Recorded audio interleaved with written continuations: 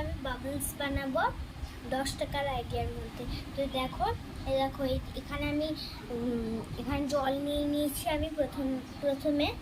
তারপরে দেবো হচ্ছে ডেটল সাবান নিয়েছি, নিয়ে তারপরে ভিম লিকুইড সোপটা সোপ মানে একটা সাবান নিয়ে নিয়েছি, বাসন মাজার আর কি,